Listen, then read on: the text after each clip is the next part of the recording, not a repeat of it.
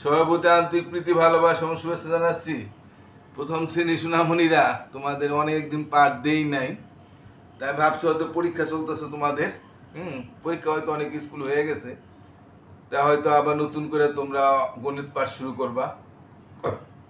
তা আমি আজকে পাঠ দিতেছি, আবার দু একদিন পর পর পাঠ দিয়ে দেবো। আশা করি তোমরা দেখবা। হ্যাঁ, তাই আমি তাহলে আজকের মতো পাঠ শুরু করি। হ্যাঁ, তো তোমাদের আমি এর আগে আমি এই অঙ্ক পর্যন্ত করাইছি, ৬৬ পাতা পর্যন্ত অঙ্ক করাইছি, তাই না? এখন আমি এই ৬৭ পাতার অঙ্ক করাই। যাই নাই, এগুলো পরীক্ষা এসে কিনা মনে আসে নাই। তো যাই হোক, আমি যেহেতু করাই নাই সেহেতু করাই, বিয়োগ করি। এটাকে বিয়োগ করলেও এই বিয়োগটা কিন্তু একটু কঠিন আছে।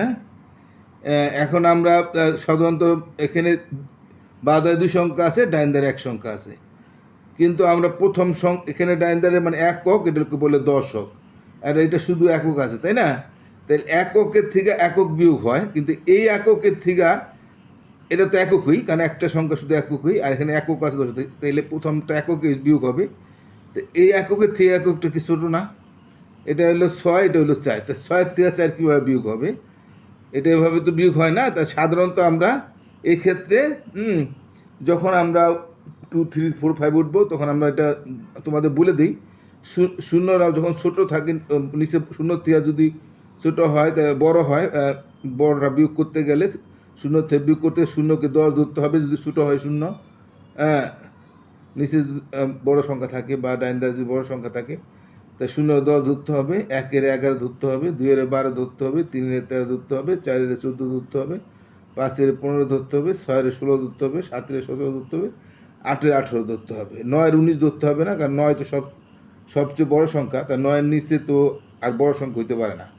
হ্যাঁ, ৯-এর থেকে তো আর কোনো বড় সংখ্যা নাই, কাজে ৯ তো ৯ মিল্লা যাইতে শূন্য হইতে পারে, কিন্তু 9 তো আর ১৯ ধরতে হয় না, এই জন্য।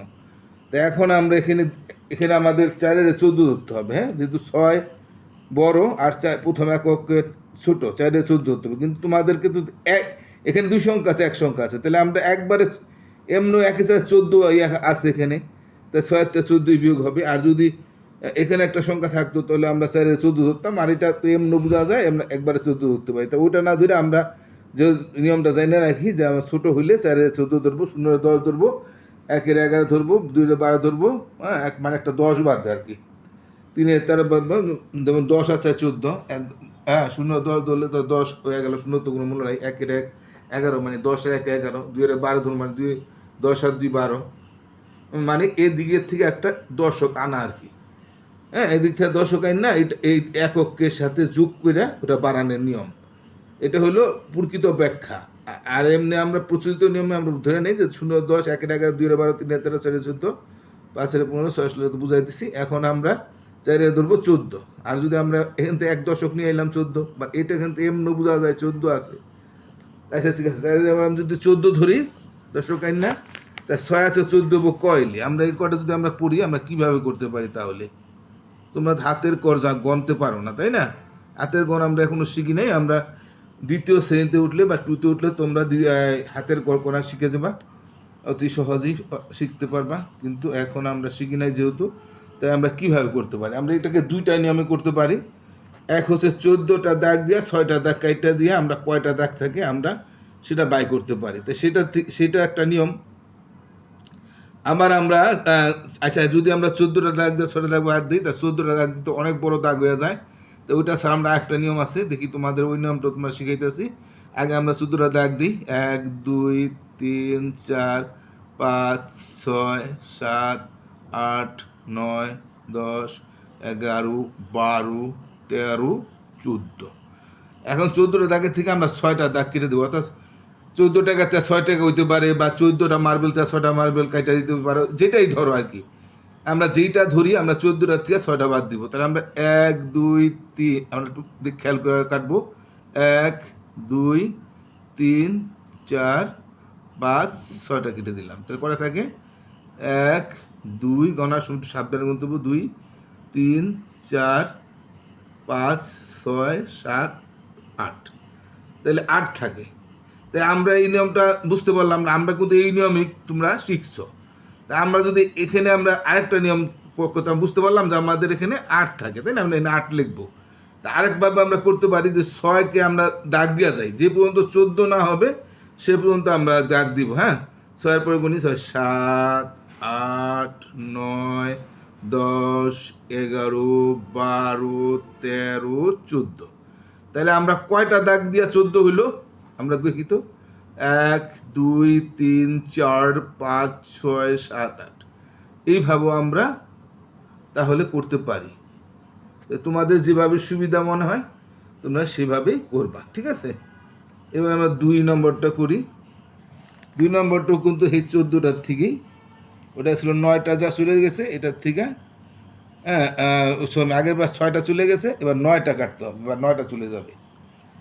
এখন এটা মার্বেল হইতে পারে, কলম হইতে পারে, গাছ হইতে পারে, টাকা হইতে পারে, যাই হোক 14 9টা গেলে কয়টা থাকে? হ্যাঁ, তা আবারও তুমি কোন 14টা দাগ দিতে পারো কি, নাহলে আমরা এখানে 14টা দাগ দেওয়া আছে, আমরা এখানে 9টা দাগ কেটে দিই। 1, 2, 3, 1টা, 2টা, 3টা, 4টা, 5টা, 6টা, 7টা, 8টা, 9টা কেটে দিলাম। তাহলে কয়টা থাকে? 1, 2, 3, 4, 5 থাকে। হ্যাঁ, তা আবার যদি আমরা ওইভাবে গুনি, 9-এর পরে গুনি, 9-এর পর দিকে কয়টা দাগ দিলে আমাদের 14টা হয়? 9, 10, 11, 12, 13, 14। তা 14 হয়ে গেল। কয়টা দাগ দেওয়া 14 হলো? 1, 2, 3, 4, 5টা দাগ। তো এখানে আমার 5টা থাকে, এখানে আমার 5টাই থাকে। তাহলে তোমার যদি এইভাবে সুবিধা মনে হয় যে 9-এর পর দাগ দিয়ে গেলা, যত আছে তত উপরে দাগ দিয়ে যাইবা, 10, 11, 12, 13, 14, তাহলে 5টাই দাগ থাকে। এই 4 14 একই অঙ্ক। বা এমন 14 ধইরা করতে পারো, এটা যেহেতু 2 সংখ্যা। আর এইভাবে আমরা প্রচলিত নিয়মে 4-এর 14 ধরবো আমরা ছোট হইলে। তাই 9 যেহেতু একক বড় আর 4 যেহেতু ছোট, তাহলে আমরা 4-এর 14 ধরবো। 3 নম্বরটা ধরলাম। হ্যাঁ, 4-এর 14 ধরলে আবার হাতে 1 থাকে। হ্যাঁ, এই 1 1 কিন্তু আবার মিলা গেল বা আদারে 0। এই বা আদারে 0 দেওয়ার পর 6, 14 বা 8 হইলে কিন্তু হাতে 1 থাকবে, আবার 1 1 মিলা গেলে 0 হয়।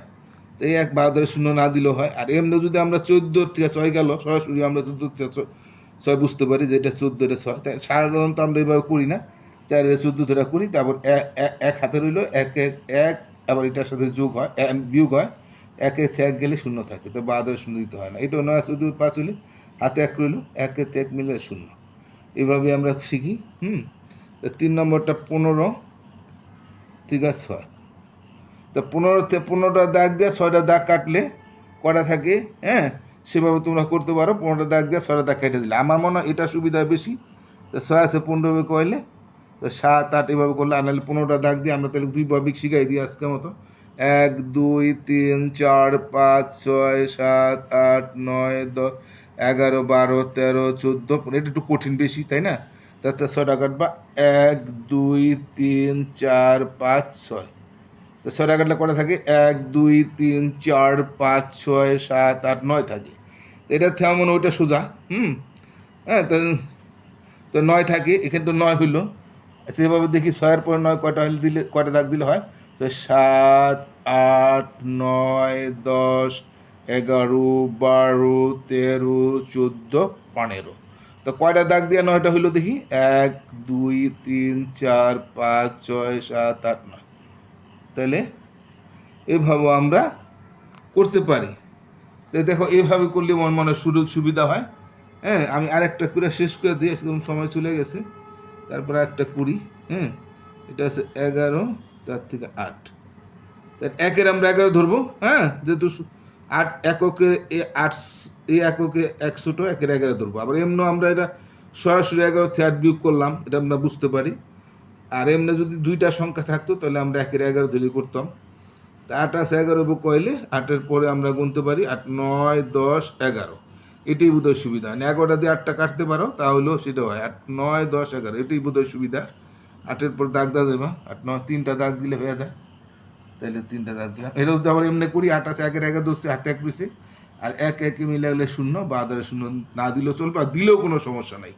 আর এমনি আমরা এটা যেহেতু 11 আছে, 8-এর থেকে 11 গেলে 3 থাকে, এমনি ওটা আমরা বুঝতে পারতেছি। তা ঠিক আছে, আজকের মতো আমি এখানে শেষ করে দিলাম। আশা করি তোমরা বুঝতে পারছো। এভাবেই করো, মানে যেভাবে তোমাদের সুবিধা মনে হয় এভাবেই করতে পারো। তা আজকের মতো এখানে সবাই ভালো থাকো। আর আমার চ্যানেলটা যদি কেউ সাবস্ক্রাইব না করে থাকো, একটু দয়া করে সাবস্ক্রাইব করলে তোমাদের সুবিধা হবে। আমি যখন পার্ট দিই তখন পার্ট চলে যাবে তোমাদের কাছে। আর তোমরা একটু দয়া করে একটু লাইক ঠেক দিও যদি তোমাদের পছন্দ হয়। অভিভাবকদের অনুরোধ করছি, আপনারা দয়া করে আমার চ্যানেলটাকে যারা সাবস্ক্রাইব করে না করবেন, তাহলে আপনারা আবার পার্ট দিলে পার্ট পেয়ে যাবেন, আপনাদের মোবাইলে চলে যাবে। আর দয়া করে একটু লাইক ঠেক দিয়েন, হ্যাঁ, যদি মনে করেন যে একটু ভালোই লাগে তাহলে দিয়েন, লাইক দিয়েন। তো সবাই ভালো থাকেন, আজকের মতো এখানে শেষ, টাটা।